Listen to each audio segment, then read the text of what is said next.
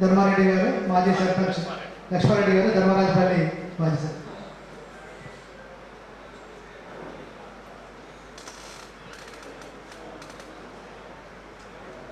బుద్ధసాని సత్యనారాయణ గారి సంవత్సర సభకు విచ్చేసినటువంటి పెద్దలందరికీ, అధ్యక్షులు కార్యదర్శి గారికి మరియు రైతాంగానికి, కేవీకే సిబ్బందికి, ముఖ్యంగా వారి కుటుంబ సభ్యులందరికీ కూడా నా యొక్క నమస్కారం.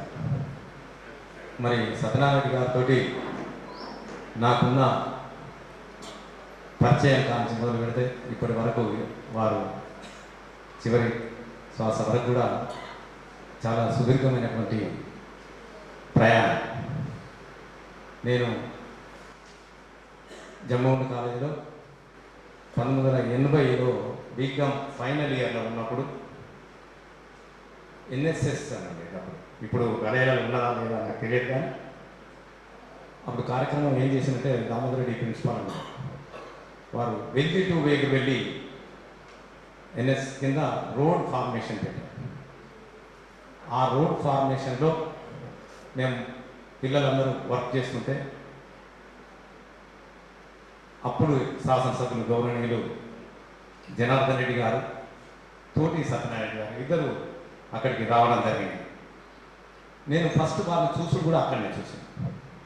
అంతకుముందు నాకు సత్యనారాయణ గారు పరిచయం లేడు. జనార్దన్ గారు అంటే ఎమ్మెల్యే కాబట్టి ఎక్కడో చూడడం, మా నాన్న సమకాలికుడు కాబట్టి అట్లా మా ఇంటికి రావడం వారు తెలుసు. వారు నన్ను అడిగారు, మీ పేరేంటి అని. నేను లక్ష్మారెడ్డి. వారు లో వాయిస్, మీరు జనార్దన్ తోటి గారితో పని చేసినాను, వాళ్ళని చూసుకున్నాను, బాగా గమనించాను.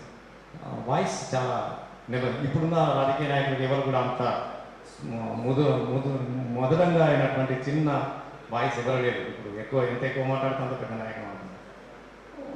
ఆ వాయిస్లో నేను అనేది ఆయనకు వినకపోతే సత్యనారాయణ గారు అడిగాడు, అంటే నా పేరు లక్ష్మారెడ్డి సార్ అని చెప్పిన వల్ల ఏ ఊరు అంటే ధర్మరాజపల్లె. ఓ ధర్మరాజపల్లె అంటున్నాను గారు, మీ నాన్న పేరేంటి? పాపిరెడ్డి. ఎమ్మడి చెప్పిండు మా పాపిరెడ్డి గారు. మా నాన్న అప్పటికే ఉప్పల్ సర్పంచ్ స్టిల్ ఆ రోజు.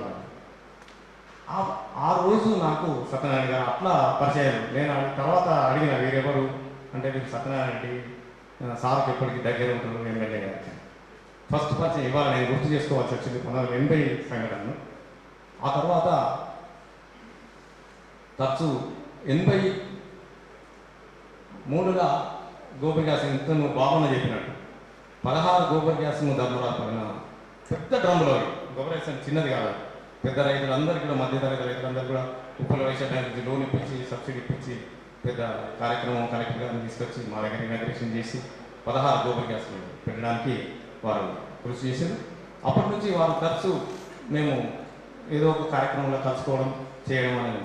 నా గ్రాడ్యుయేట్ అయిపోయినాక నేను 88లో యునానిమస్ సర్పంచ్ అయిన ధర్మరాజు. ఫస్ట్ ఎందుకో నాకు ఆ సర్టిఫికేట్ తీసుకున్నాక సత్యనారాయణ సార్నే కలవాలనిపించింది.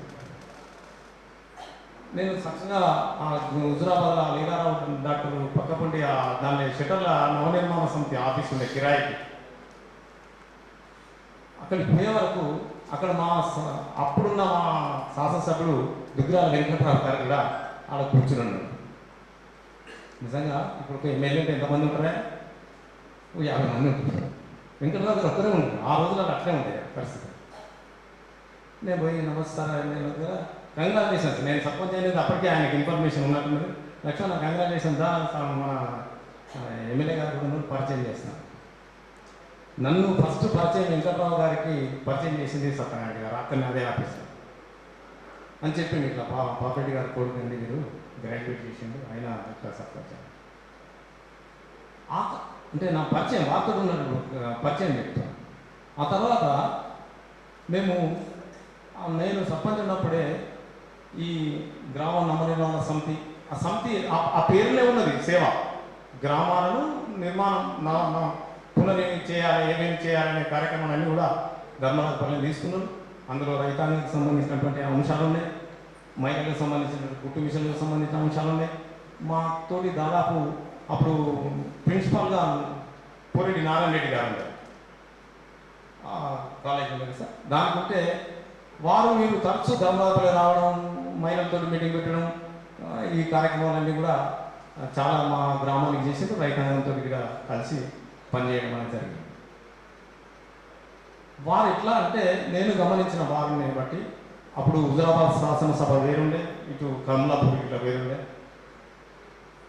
బ్యాలెన్స్ ఉండేది. ఎక్కడ ఏ రాజకీయ నాయకుల దగ్గర కూడా నేను కూడా సర్పంచ్ అయిన కాబట్టి చూసినా, ఏ రాజకీయ నాయకుడు వచ్చినా, ఎవ్వరు వచ్చినా, ఏ రైతు వచ్చినా కామన్గా స్వీకరించడం, కామన్గా మాట్లాడడం, నో పొలిటికల్. ఎక్కడ మన సంస్థ ఏంది, మన పని ఏంది, అప్పుడు ఛాలెంజ్ అవసరంగా ఈ కార్యక్రమాలు అంత కోఆర్డినేషన్ చేయడం అనేది సాధ్యం కాదు. అంత పేషెంట్గా ఉండడం, అన్ని వర్గాలను కోఆర్డినేషన్ చేయడం, ఎక్కడ కూడా కాంట్రవర్షన్ రాకుండా ఉండడం, ఆయన విధి నిర్వహణను కాంప్రమైజ్ కాకుండా ఆయన బాధ్యతను సక్రమంగా నెరవేర్చడము, ఇవన్నీ నేను వారిలో ఉన్నటువంటి మంచి సుగుణాలను నేను దగ్గర నుండి గమనించినటువంటి వ్యక్తి సత్యనారాయణ గారు. ఆ క్రమంలో మేము ఏదైతే 99లో ధర్మరాజపల్లి ధాన్య విత్తన సంఘం పెట్టినామో దానికి అప్పుడు పెద్దరెడ్డి అప్పటి వరకు సైరెడ్డి అయిపోయింది, మళ్ళీ మాకు పెద్దరెడ్డి వచ్చాడు, మంత్రి ఉన్నాడు. అప్పుడు నాన్ కాంట్రవర్షన్ రైతులది ఇనాగ్రేషన్ చేయాలని చెప్పి మేము వ్యవసాయ కమిషనర్ అజయ్ కలాం గారు ఉండే, అజయ్ కలాం గారిని తీసుకురావాలని చెప్పి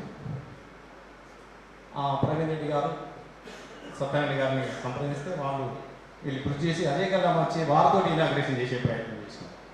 దానికి అప్పుడు మా ఇనాగ్రేషన్ ఫంక్షన్లో వీరిని అధ్యక్షుడిగా పెట్టుకొని మేము విత్తన సంఘాన్ని ప్రారంభించినటువంటి రోజు. ఆ విధంగా మాకు ఇక్కడ కేవీకేలో ఏదైతే కేవీకే అయిన తర్వాత ఏదైతే ఏ కార్యక్రమాలు ఉన్నా కానీ మా ధర్మరాజపల్లి రైతుల ప్రాస్పెక్ట్ ఈ యొక్క 4-5 సంవత్సరాల నుంచి కొద్దిగా తగ్గింది, కానీ ఒక సుదీర్ఘమైన సత్యనారాయణ గారి తప్పకుండా మాకు ఆహ్వానించేది, మా రైతాంగం అంతా ఇందులో పార్టిసిపేట్ అయ్యేది. మా గ్రామానికి చాలా విధంగా గ్రామ నరవినాశ అంత అయితే హెచ్కేఎన్ఎస్, ముఖ్యంగా మనం హెచ్కేఎన్ఎస్ ఎంత సేవ చేసింది అనేది ఈ సందర్భంగా చెప్పుకోవాలి. అసలు ఒక్కొక్కరు మనం మనిషిని దగ్గరికి పోయి చూసేంత ఆ రోజుల్లో ఉన్నటువంటి ఆ కుష్టి వ్యాధిగ్రస్తులను అసలు కుటుంబ సభ్యులే అసహించుకున్నటువంటి రోజుల నుంచి ఇవాళ ఎక్కువ పేషెంట్లు కూడా మనము మన తెలంగాణ కాదు అసలు ఎక్కడ కూడా చూడకుండా దేశంలో కూడా నివారణ జరిగినట్టున్నది. మన ప్రాంతంలో కూడా చాలామంది పేషెంట్స్ ఉంటారు, ఒక్క పేషెంట్ కూడా లేకుండా. అది వాళ్ళ డెడికేషన్, ఎంత డెడికేషన్ అంటే ఎవరు లేవకముందు వచ్చి వాళ్ళకి మందులు ఇవ్వాలి. ఆ వాలంటీర్స్ కూడా ఫైల్ లోపల వచ్చి అసలు ఆ పేషెంట్ ఎవరికి ఇస్తున్నాం అని తెలియకుండానే ఆ పేషెంట్ను ఆ ఇల్లు కట్టి లేపి ఆడ మందులు ఇచ్చి ఆ నెల వరకు 15 రోజుల వరకు ఇచ్చిపోయే కార్యక్రమాలు ఉండే. మరి వీళ్ళన్నింటినీ కూడా సక్రమంగా కోఆర్డినేషన్ చేసి మనకు ఈ ప్రాంత రైతులకు మనకు ముఖ్యంగా హుజరాబాద్ 4 మండలాలు, హుజరాబాద్ అంటే సైదాపూర్, హుజరాబాద్, ఎల్కతుర్తి, ఇటు జమ్ముకుంటకు సంబంధించిన వేణుక, కమలాపూర్, ఈ జమ్ముకుంట, ఈ మండలాలన్నింటి కూడా ఒక 7-8 మండలాలకు మనకు ఈ హెచ్కేఎన్ఎస్ అయితేంది, గ్రామ నరవినాశ సంత అయితేంది. ఇప్పుడు బాబాను బాగా క్లియర్ అయిపోయింది. ఎందుకంటే హుజరాబాద్ ఆఫీస్ పెట్టి అక్కడ ల్యాండ్ తీసుకుని ఆ కర్మాగారం పెట్టి అదంతా వారు చెప్పింది 100% సత్యం. ఎందుకంటే వారితో కలిసి పనిచేసింది కాబట్టి వారి అనుభవాలు మొత్తం క్లియర్గా చెప్పిండు.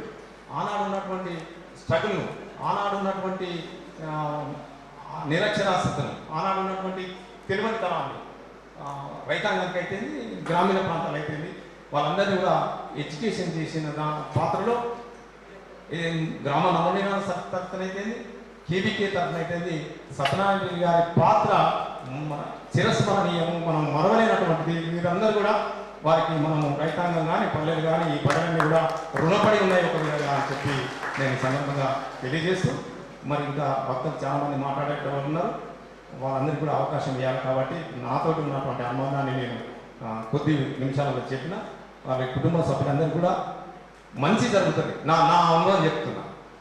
చెడు చేసిన వాళ్ళకి చెడు జరుగుతుంది, మంచి చేసిన వాళ్ళకు ఇప్పుడు కష్టం ఉంటుంది కావచ్చు, కానీ భగవంతుడు ఎప్పుడో క్రమ సిద్ధాంతం ఉంటుంది. ఎప్పుడో ఒకసారి దాన్ని ఇప్పుడు కొద్దిగా ఇబ్బందులు ఉన్నా కానీ తర్వాత వాళ్ళు ఎట్లున్నా నాకు పొజిషన్ తెలియదు, కానీ మంచి పొజిషన్ ఉంటారు, మంచి జరుగుతుంది అని నేను మంచి జరగాలని కూడా ఆ భగవంతుని ఆశిస్తూ మీ అందరినీ నాకు ఈ అవకాశం ఇచ్చినందుకు మీ అందరికీ కృతజ్ఞతలు తెలియజేస్తూ సెలవు తీసుకుంటాను. Thank you.